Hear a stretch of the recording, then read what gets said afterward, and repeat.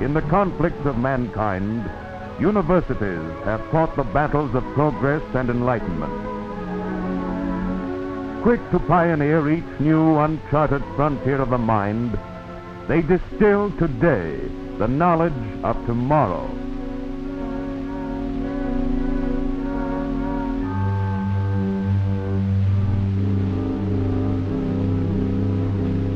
To the dog-eared books of college libraries, the student turns to learn from men who lived and learned in other days. For in these silent shelves is treasured the wisdom of the ages, dissolving away the barriers of space and time to reveal lessons in the history of man through centuries of civilization and the high pinnacles attained by human faith and human aspiration.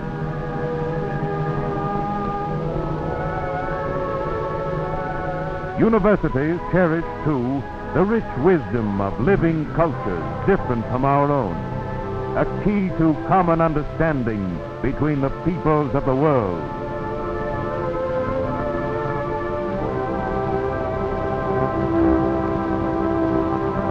Ready? Go! Hit it! Up you go! Over the top! No! The firing edge up here! Hit the bottom down! Shot! Today, the campus is a testing ground for war. Pull the wire there! Canada's 20 universities and colleges have donned battle dress, aware of the price the shock troops of science must be prepared to pay.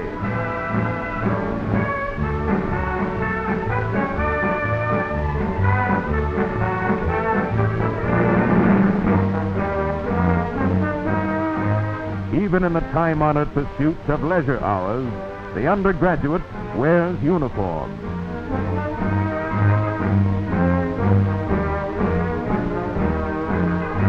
In classroom and seminar, there is an atmosphere of urgency. New courses are introduced, old ones speeded up to train the experts needed at the front and in the factory. University enrollment during wartime has a strength of more than 2 divisions, charged with assignments, many of them secret, vital to Allied war plans.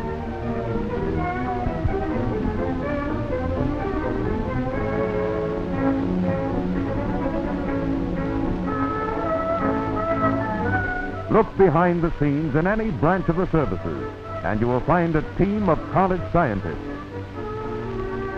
Here they are at work improving methods of testing the speed and accuracy of night vision.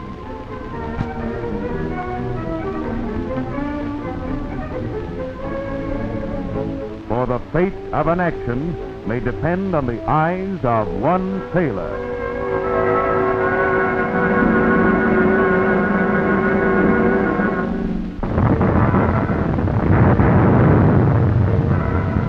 The split-second decisions of gunner, pilot, rangefinder lies defeat or victory.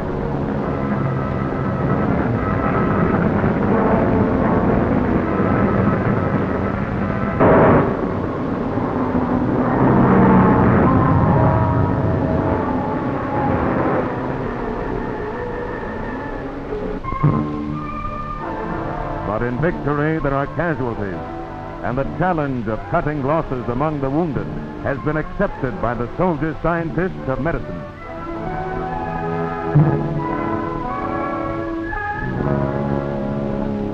A great contribution of university research has been the development of the wonder healing drug, penicillin. Cultured from common mold, this British discovery is yielding its secrets to research. Already it has performed miracles against pneumonia, streptococcus infections, and venereal disease. In frontline hospitals, penicillin has cut the death toll from infection by as much as 90%. And many a student wounded at the front will live to thank some student scientist in mask and smock at home. In flying hospitals, wounded can be evacuated by air. But the resistance of injured men and the efficiency of drugs can be impaired by the effects of high altitude. And so in the decompression chamber of another college lab, experts study the secrets of high-level flying under extreme conditions of temperature and pressure.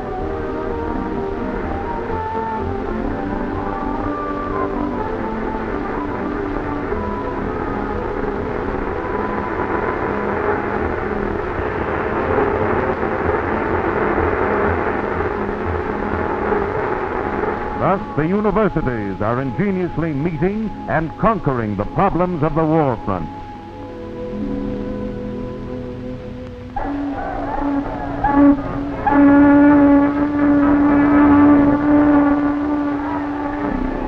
But even now, the first veterans are returning from overseas.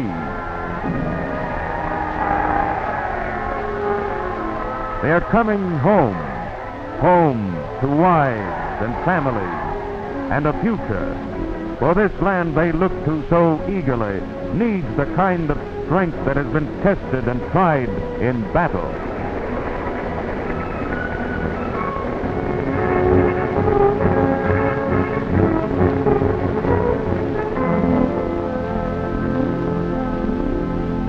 After the war, 50,000 of our servicemen and women are planning to go to college. As would-be engineers, some soldier students will train in mining labs to extract the still untapped wealth hidden away deep in our nation's soil. For these ancient rocks are a treasure house packed with the limitless resources needed to pioneer the frontiers of the future.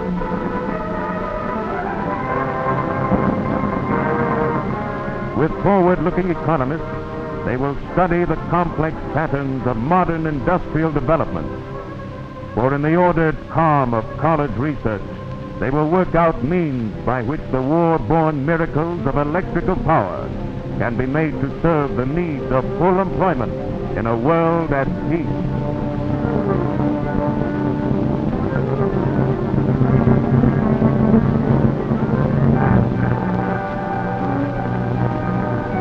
On prairie campuses, they will draw on their mechanical training to find uses for vehicles of war, like the Jeep, in peacetime farming. And in the laboratory, the elimination of wheat rust, the production of vitaminized feed for poultry, the development of new and finer strains in livestock will draw a richer treasure from the land.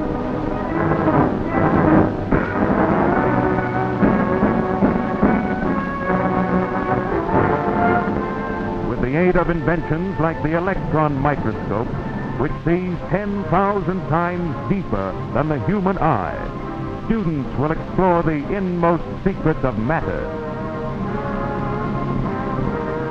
And under the Canadian professors who developed this magic eye, they will improve the standards of plastics, fabric, and building materials.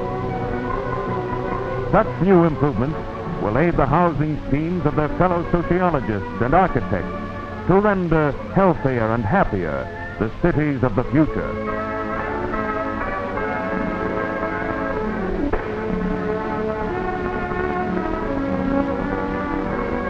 As more and more of every age and class are seeking the fruits of education, our universities have assumed a broader responsibility. Looking beyond the classroom walls, they are pouring out their sons and daughters into the service of all men, for knowledge and service, like peace, are indivisible. And as Canadian youth return to the familiar university scenes of campus lawns and lecture halls, They see in these quiet symbols the meaning of knowledge. For knowledge is power, and youth is its guardian in the coming tasks of peace.